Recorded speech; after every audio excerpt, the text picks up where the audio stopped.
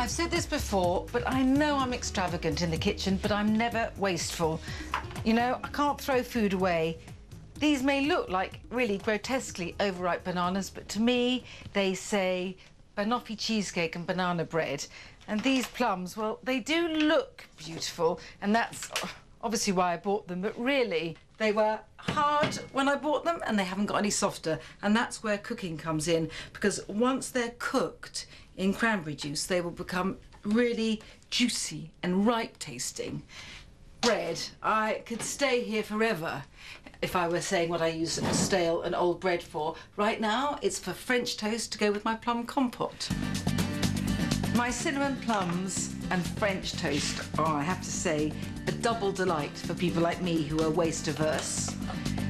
I'm stewing the plums in cranberry juice. It's so sharp, jewel red to look at and sherbety to taste.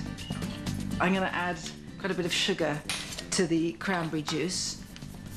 Ripe plums wouldn't need it, but I think about 100 grams in here. Now, this is one of the rules about sugar when you cook it. You can stir the sugar into the liquid when you're making a syrup before you put it on the heat. Once it's on the heat, you may shake a pan, but stirring will just make everything crystallize. On with the heat, and I'll start preparing the plums. I mean, I love plums, but these really are like billiard balls, good for nothing except shooting pool, except when you cook them. Because they are quite hard, I think I'd have to dig around so much to take the stone out. I'm just going to leave it in. It'll be easy to remove once they're cooked.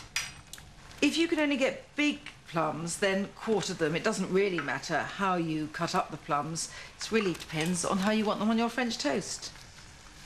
Oh, I'm just going to add some cinnamon to the cranberry juice and sugar. The plums are ready to go into the syrup, and the syrup looks ready to take the plums. Everything harmonious so far. I'm putting them cut side down, and actually that's quite useful because you can just prod or pierce any of the cut side with a fork to see when they're cooked. I fear these will take quite a while, but it doesn't matter to me. I don't have to do anything to them while they cook.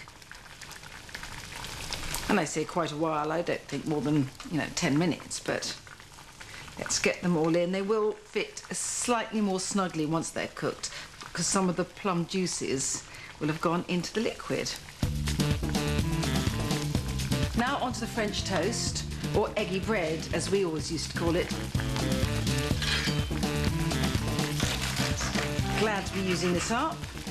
Need to do a bit of dipping and dunking, or really, slightly more than that, because the stale bread needs to soak up all this egg along with some ground cinnamon.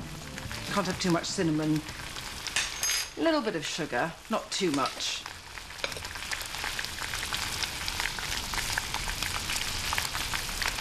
And a slug of milk.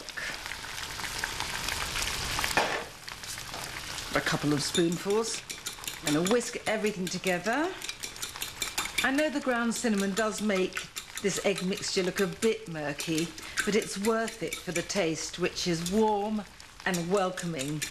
Okay, so the bread needs to go in and just slowly begin soaking up the cinnamony batter. And now some unfamiliar patience is called for.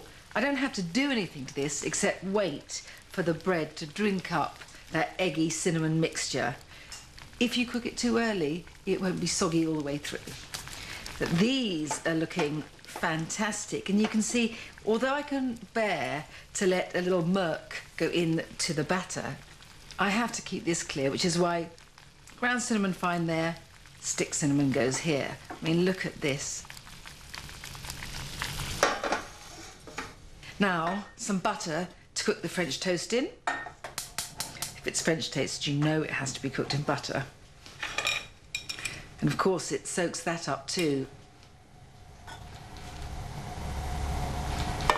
I admit this is a bit too much butter, but you know what? It's my Sunday lion treat. So I'm going to turn the bit of bread now and let it lap up the rest of the egg mixture greedily. Look how thirsty this slice is. It's almost downed all this in one. Now the butter is bubbling away. I can put the eggy bread in. And when it comes out, it will have transformed itself into French toast. In we go. Come on, up a teeny bit. I'm getting hungry now. Let me check out the plums. Ah, how fantastic. It's like rubies turned into syrup. Let's see whether the French toast, soon to be, is ready to turn. It is. Gently does it. You see, my enthusiasm can get the better of me. I'm looking forward to this. Need a knife, spoon, napkin, off with the heat and onto my plate.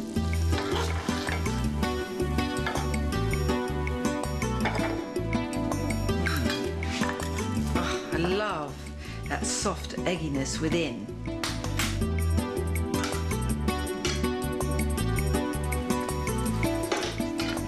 Just a few bits of plums, 3 halves. And look at this, beautiful scarlet syrup gleaming juicily at me. So I'm going to go back to bed with some supplements and this.